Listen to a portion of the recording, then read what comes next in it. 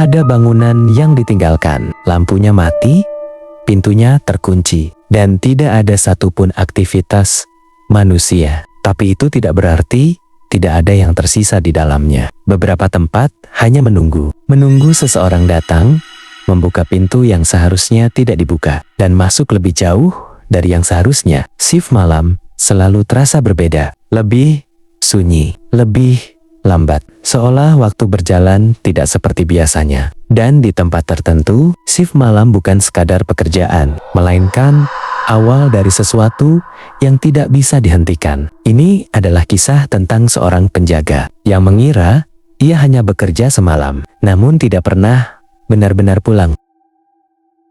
Jam dinding di ruang security menunjukkan jam 23:47.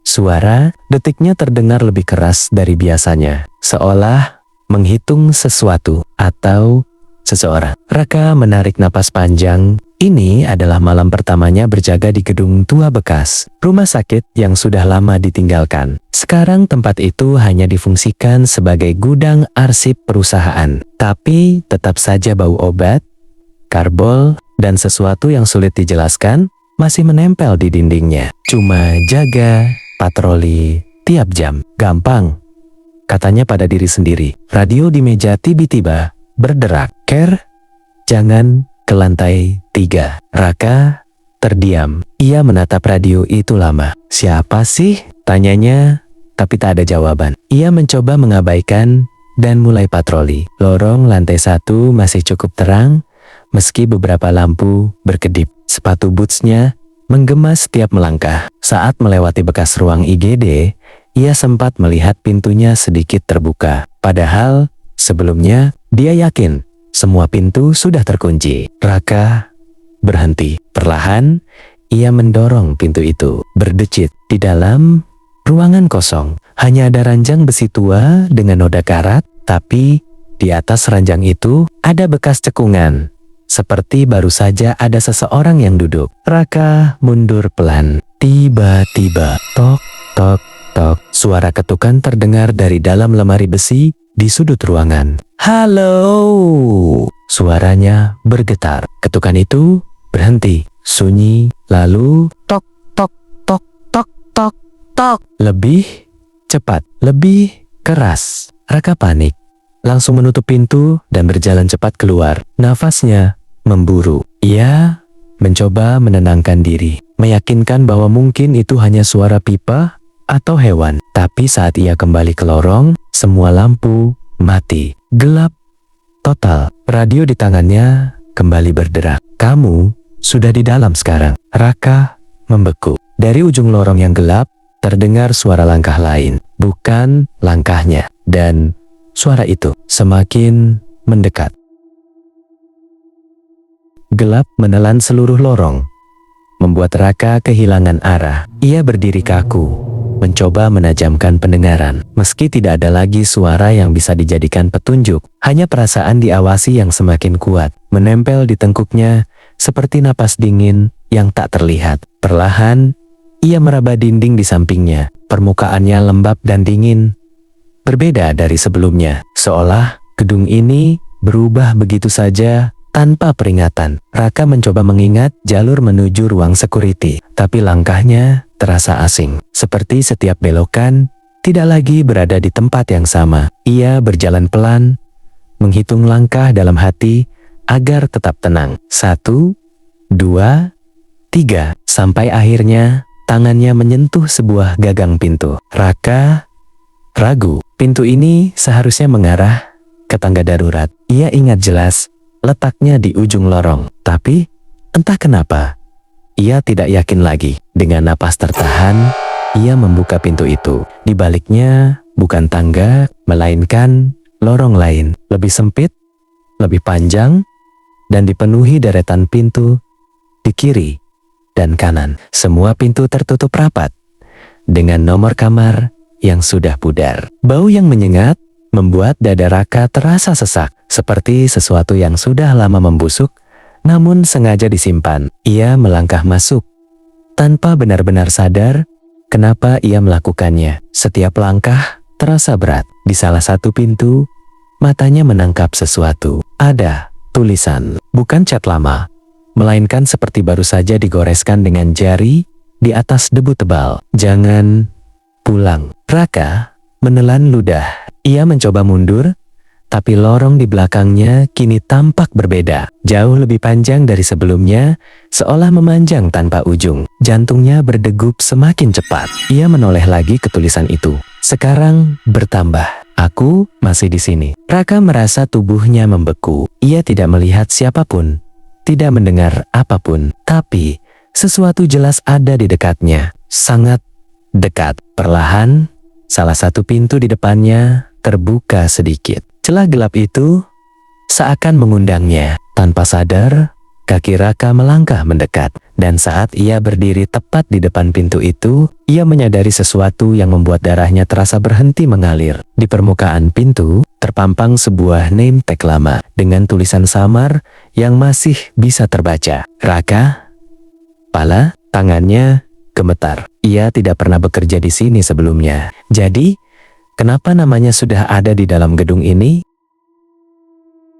Raka menatap name tag itu lama, seolah berharap tulisannya akan berubah. Tapi huruf-huruf pudar itu tetap sama, seakan sudah ada sejak lama, menunggu untuk ditemukan. Tangannya perlahan menyentuh permukaan. Pintu dingin, terlalu dingin untuk sebuah bangunan yang seharusnya pengap dan lembab. Nafasnya terasa berat, namun ia tetap mendorong pintu itu sedikit lebih lebar. Ruangan di dalam tampak seperti kamar perawatan lama. Dindingnya kusam, cat mengelupas, dan noda gelap menyebar seperti bayangan yang hidup. Sebuah ranjang besi berdiri di tengah, dengan kasur tipis yang sudah menghitam. Di atas kasur itu ada sesuatu, bukan benda, lebih seperti bekas cekungan panjang, seperti seseorang yang sering berbaring di sana dalam waktu lama. Terlalu lama. Raka melangkah masuk tanpa sadar. Setiap langkah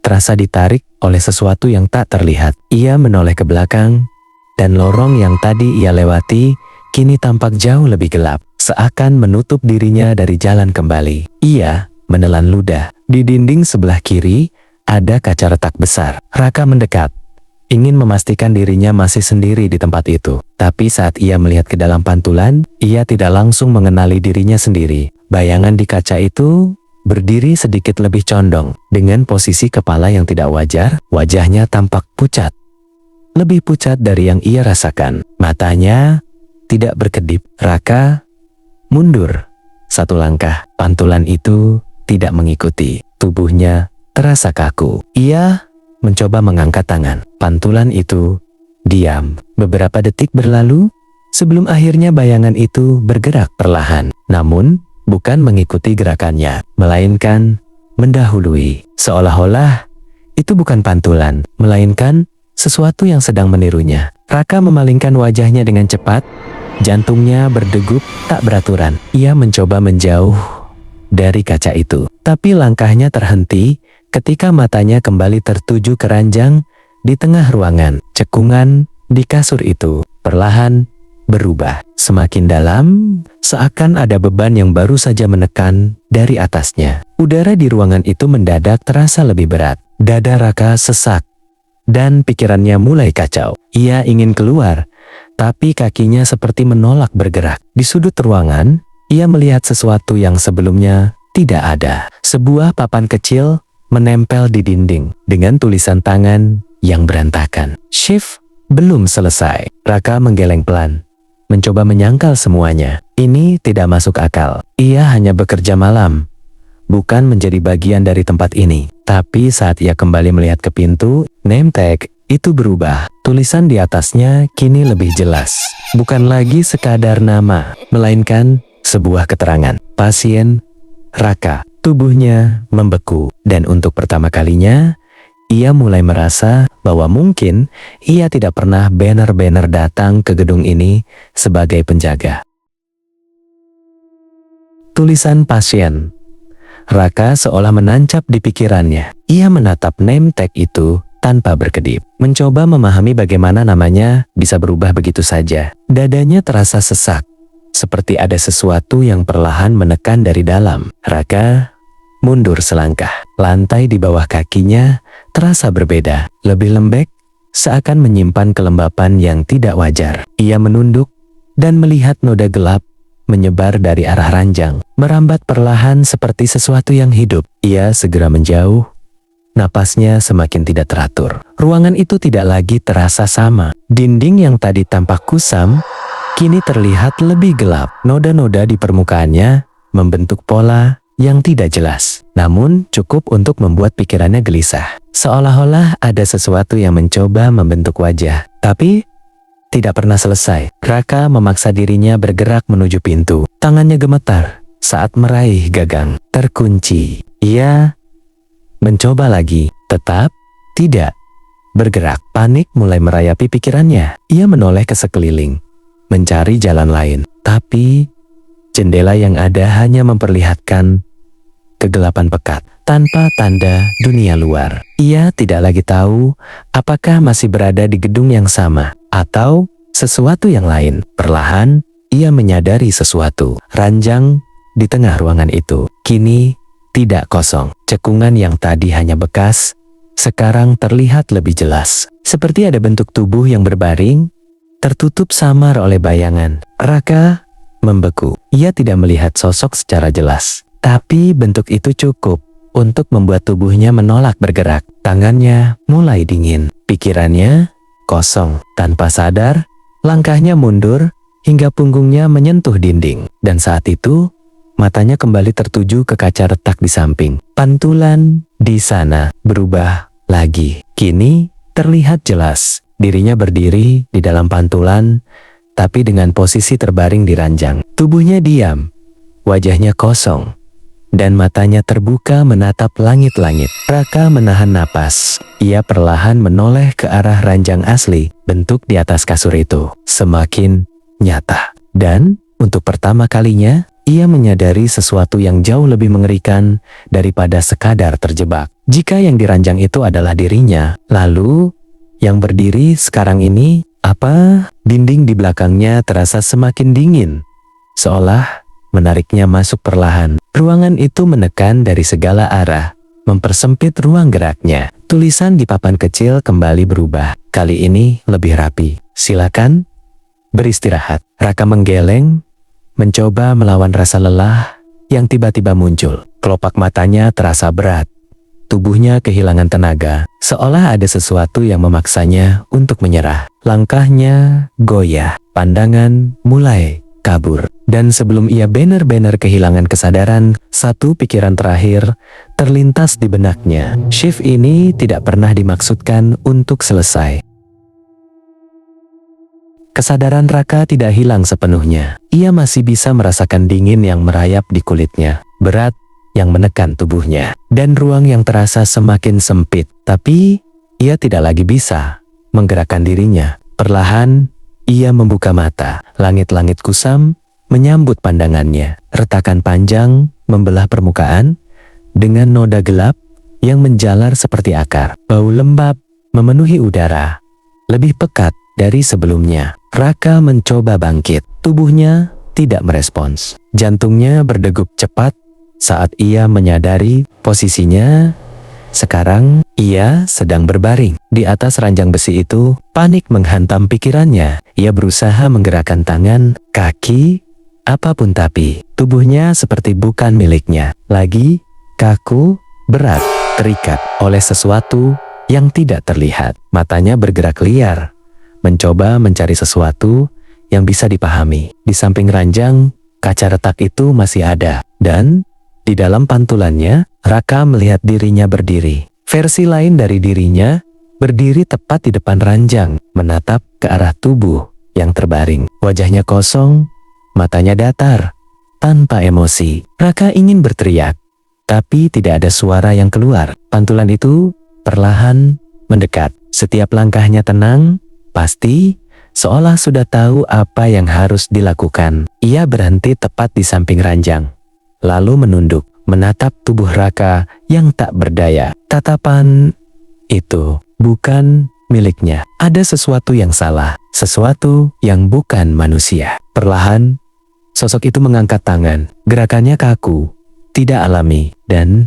kemudian ia menyentuh wajah Raka, dingin, kosong. Seketika, tubuh Raka terasa semakin berat, seperti ada sesuatu yang masuk, mengisi ruang yang sebelumnya miliknya. Pikirannya mulai kabur, ingatannya terpecah-pecah. Ia mencoba mengingat siapa dirinya, kenapa ia ada di sini. Tapi semuanya mulai menjauh, seperti ditarik perlahan ke dalam kegelapan. Di sisi lain, sosok yang berdiri itu mulai berubah. Gerakannya menjadi lebih halus, lebih hidup. Matanya perlahan berkedip, kepalanya menoleh ke arah pintu, seolah siap untuk pergi. Sementara Raka yang asli semakin tenggelam dalam tubuh yang tidak lagi bisa ia kendalikan. Papan kecil di dinding kini menampilkan tulisan baru, lebih jelas, lebih tegas. Pergantian selesai. Langkah kaki sosok itu mulai menjauh dari ranjang menuju pintu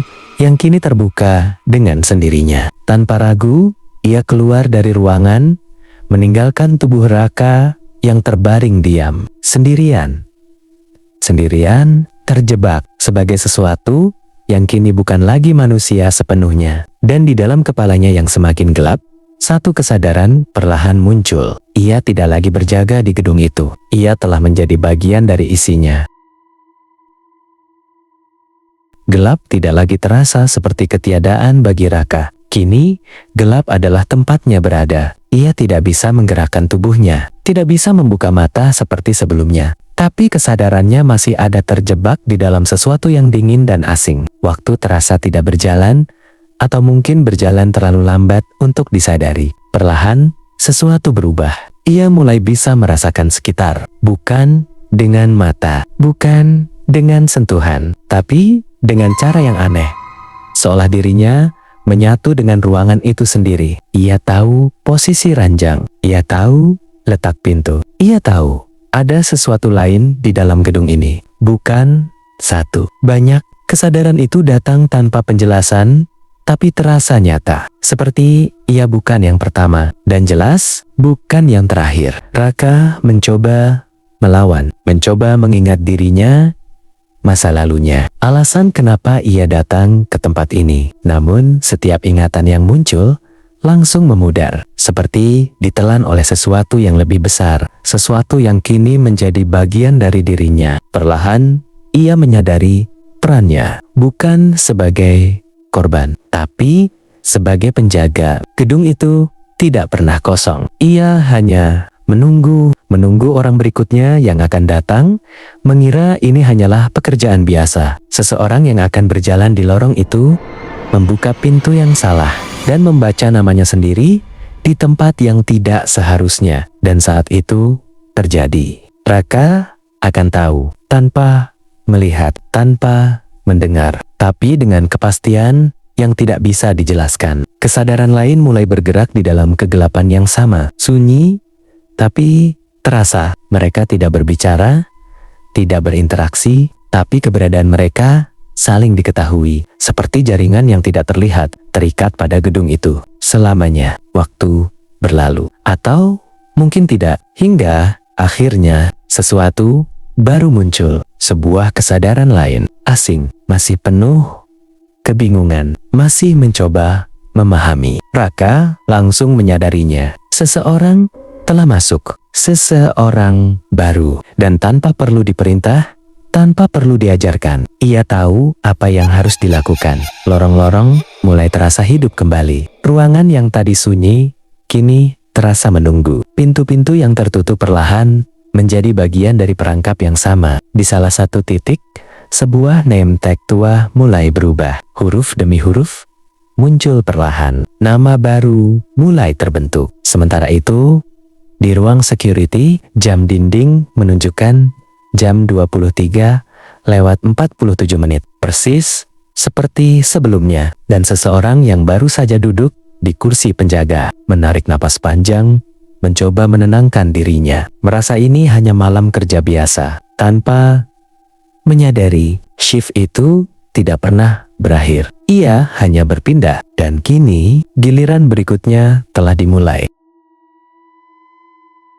Kesadaran Raka semakin tajam di dalam kegelapan yang kini menjadi dunianya. Ia tidak lagi mencoba melawan, bukan karena menyerah, tapi karena ia mulai memahami aturan tempat itu. Gedung itu tidak sekadar menahan, ia memilih, dan malam ini pilihan itu jatuh pada seseorang yang baru saja duduk di ruang security. Raka bisa merasakan keberadaan orang itu, detak jantungnya, langkahnya yang ragu, bahkan pikirannya yang mencoba tetap tenang. Semua terasa samar, namun cukup jelas untuk dikenali, sama seperti dirinya dulu. Perlahan, lorong-lorong mulai berubah. Dinding yang tampak diam mulai mengarah. Pintu-pintu yang tertutup menjadi jalur yang menyesatkan. Semua bergerak tanpa terlihat, membentuk satu tujuan, menggiring. Orang baru itu akhirnya berdiri. Langkahnya mulai menyusuri lantai 1.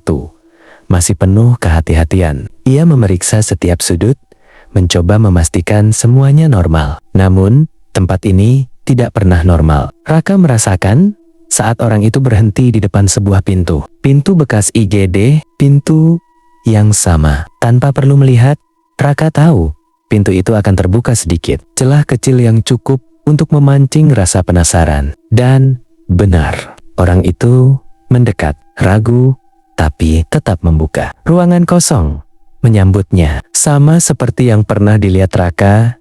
Ranjang tua di tengah, udara yang berat, dan suasana yang tidak bisa dijelaskan. Orang itu melangkah masuk. 1 langkah, 2 langkah, dan saat itu terjadi. Raka bergerak, bukan dengan tubuh, tapi dengan kehendak. Lorong di belakang orang itu memanjang. Jalan keluar perlahan menjauh. Cahaya meredup, menyisakan bayangan yang semakin dalam. Semua berjalan seperti pola yang sudah ditentukan. Namun, kali ini ada yang berbeda. Orang itu berhenti, tidak melanjutkan langkah, seolah menyadari sesuatu yang tidak seharusnya. Raka merasakan keraguan itu, dan untuk pertama kalinya sejak ia terjebak di sini, ia juga merasakan sesuatu yang asing dalam dirinya sendiri. Bukan rasa takut, bukan kebingungan, tapi penolakan. Sejenak, kendali gedung itu terasa goyah. Jalur yang seharusnya menutup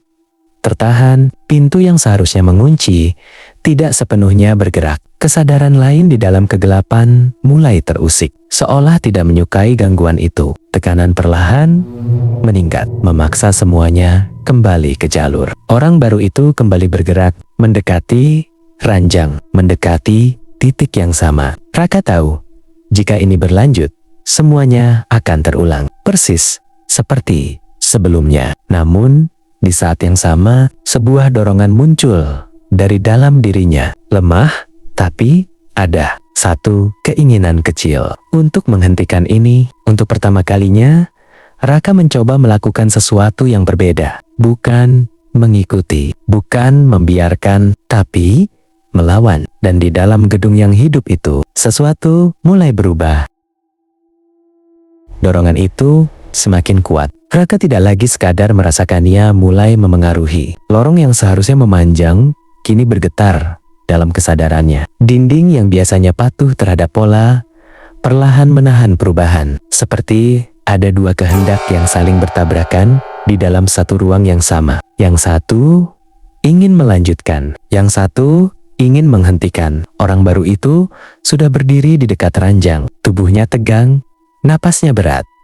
Namun ia belum menyentuh apapun. Ada keraguan yang tertinggal, celah kecil yang belum sepenuhnya tertutup. Raka meraih celah itu. Ia memusatkan kesadarannya, mencoba mendorong ruang di sekitar orang itu agar berubah. Bukan menjadi jebakan, tapi jalan keluar. Pintu di belakang orang itu sedikit terbuka lebih lebar. Cahaya redup muncul dari celahnya, tipis, hampir tak terlihat. Orang itu menoleh. Raka menekan lagi. Lorong yang gelap perlahan memendek. Udara yang menekan mulai mengendur. Untuk pertama kalinya, gedung itu seperti kehilangan kendali atas satu titik kecil di dalam dirinya. Tapi perlawanan itu tidak datang tanpa harga. Tekanan lain muncul, lebih besar, lebih tua. Kesadaran-kesadaran lain di dalam kegelapan mulai bergerak. Bukan mendekat secara fisik, tapi terasa menekan dari segala arah. Raka hampir kehilangan fokus. Bayangan ranjang mulai menarik kembali. Lantai terasa menahan langkah orang itu. Pintu yang tadi terbuka perlahan ingin menutup lagi. Seolah gedung itu menolak melepaskan miliknya. Tulisan di papan dinding mulai berubah dengan cepat. Huruf-hurufnya kacau. Seakan dua pesan saling berebut untuk muncul. Orang baru itu melangkah mundur satu langkah. Raka merasakan harapan. Namun, tekanan semakin kuat. Ingatan Raka mulai terkoyak. Wajahnya sendiri mulai memudar dari pikirannya. Identitasnya terkikis, digantikan oleh kegelapan yang ingin mengambil alih kembali. Jika ia berhenti sekarang, semuanya akan kembali seperti semula. Dan ia akan hilang sepenuhnya, tanpa sisa. Dengan sisa kesadaran yang hampir habis, Raka melakukan satu hal terakhir. Ia mengalihkan seluruh perhatian tempat itu. Ia tarik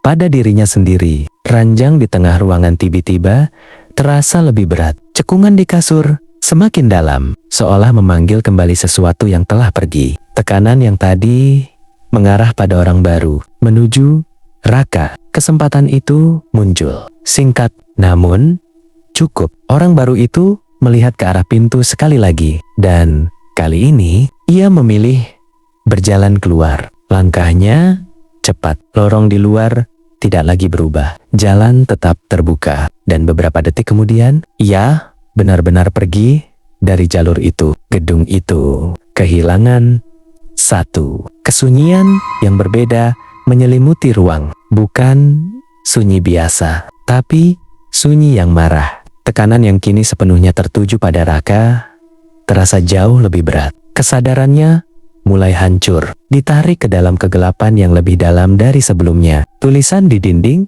akhirnya berhenti berubah menjadi satu kalimat yang jelas. Pengganti ditolak. Dan untuk pertama kalinya, pola itu rusak.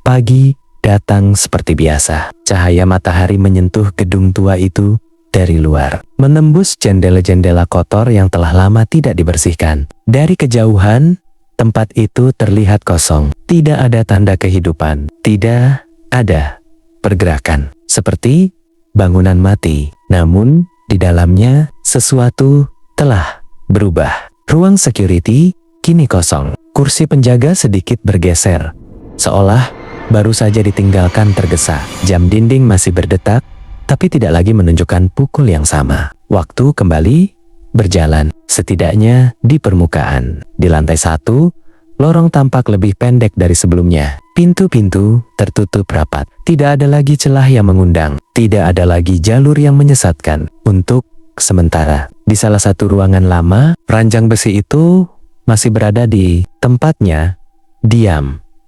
Tidak lagi menunjukkan cekungan yang dalam. Kasurnya tampak rata, seolah tidak pernah digunakan. Namun, jika diperhatikan lebih lama, ada sesuatu yang terasa salah. Dinding di sekitar ruangan itu tampak lebih gelap dari bagian lain gedung. Noda-noda lama seperti berkumpul di satu titik, membentuk pola yang samar, namun tidak acak. Seperti sesuatu yang terkunci. Kesadaran Raka masih ada, tapi tidak lagi menyebar. Ia terikat, dipaksa diam. Tidak bisa menjangkau lorong, tidak bisa merasakan pintu, tidak bisa melihat seperti sebelumnya. Seolah seluruh gedung itu telah menutup dirinya dari pusat kendali, mengurungnya, menghukum. Namun, jauh di dalam kegelapan itu, masih ada satu hal yang tersisa. Kesadaran, kenar, tipis, lemah, tapi belum hilang. Dan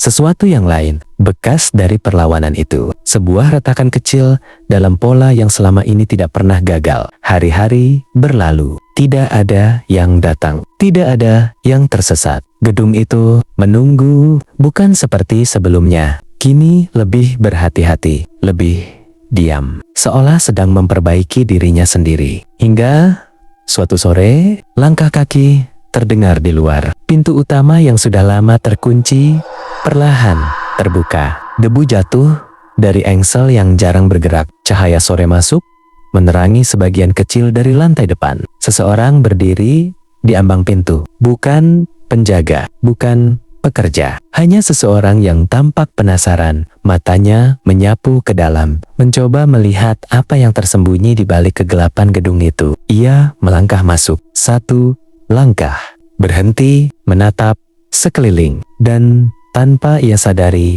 di dalam ruangan yang terkunci itu, kesadaran Raka bergetar, lemah, tapi bereaksi. Retakan itu masih ada, dan untuk pertama kalinya sejak semuanya berakhir, ada kemungkinan lain. Bukan pengulangan, tapi sesuatu yang belum pernah terjadi sebelumnya. Gedung itu diam, menunggu, dan kali ini tidak hanya satu yang siap bergerak.